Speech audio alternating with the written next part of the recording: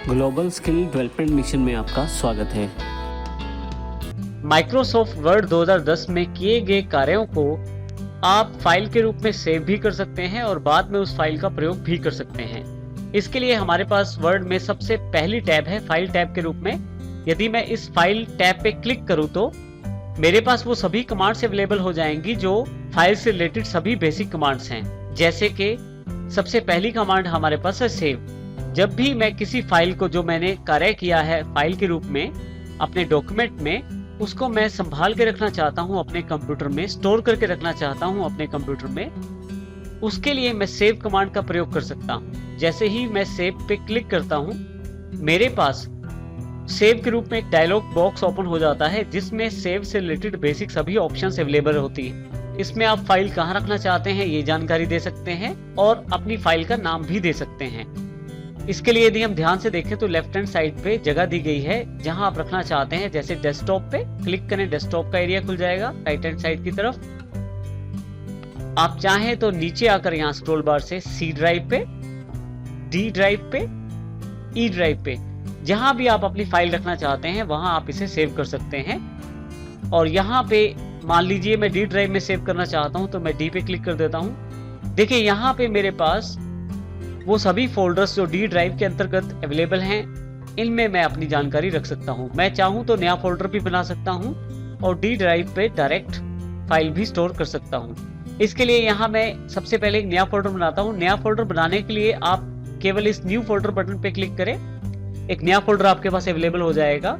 यहाँ मैं my work के नाम से एक फोल्डर बना देता हूँ और एंटर कर देता हूँ। इस फोल्डर को खोल के मैं अब यहाँ पे अपनी फाइल सेव कर सकता हूँ, अर्थात वर्ड में किया हुआ कार्य फाइल के रूप में सेव कर सकता हूँ। इसके लिए मुझे यहाँ फाइल का नाम देना है।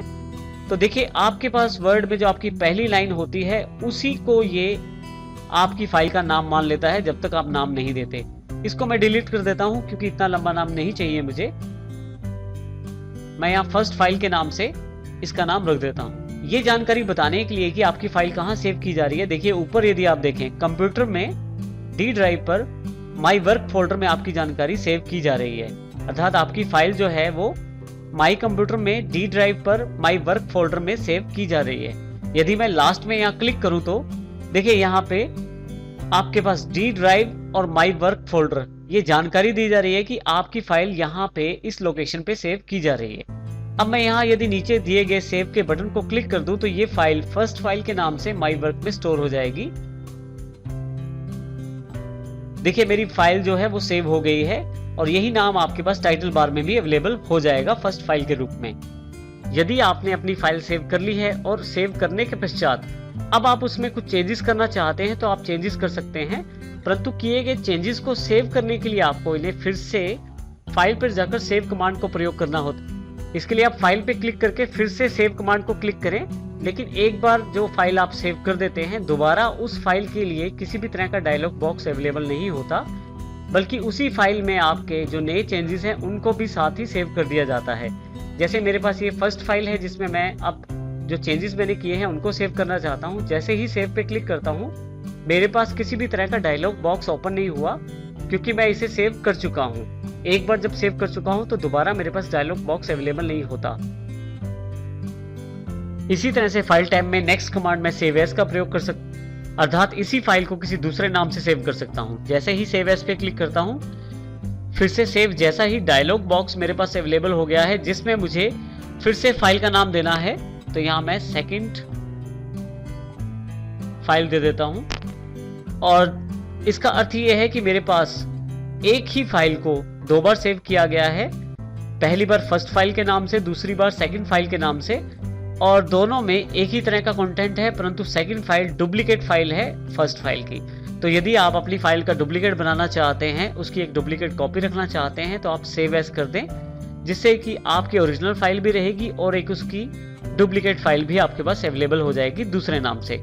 यहाँ ये भी ध्यान देने योग्य है कि जब भी आप वर्ड में सेव करते हैं तो पिछली बार जिस लोकेशन पे आपने फाइल को सेव किया था उसी लोकेशन पे अब की बार वर्ड उस दूसरी नई फाइल को सेव करेगा।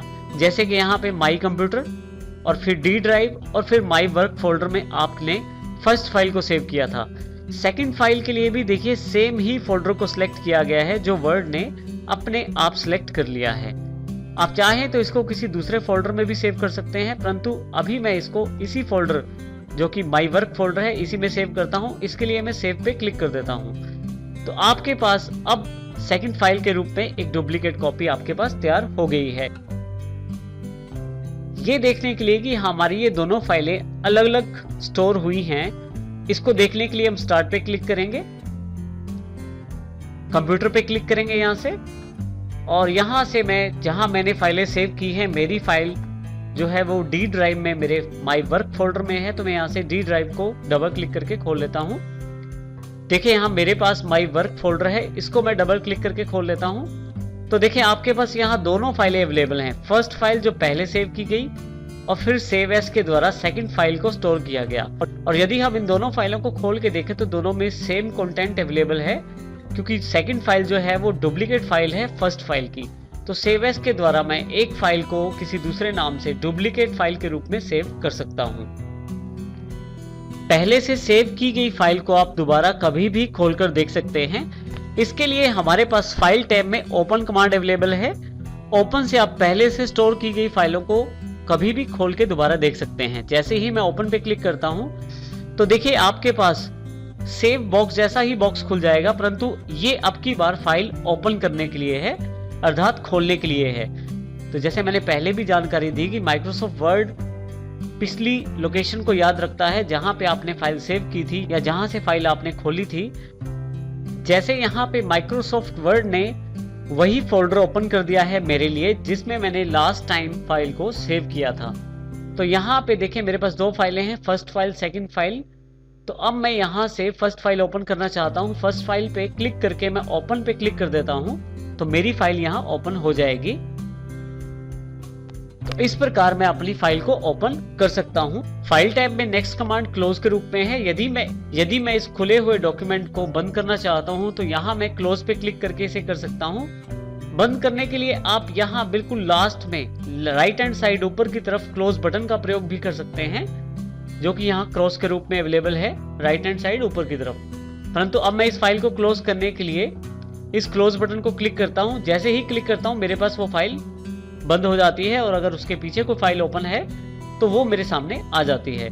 परंतु मान लीजिए मैं ये फाइल भी क्लोज करना चाहता हूँ, फिर से फाइल पर जाकर यहाँ मैं क्लोज फिर से क्लिक कर देता हूँ। तो देखिए अब मेरे पास कोई भी फाइल यहाँ ओपन नहीं है। तो इस प्रकार मैं यहाँ से क्लोज बटन का प्रयोग करते हुए इन फाइल्स को क्लोज कर सकता हूँ।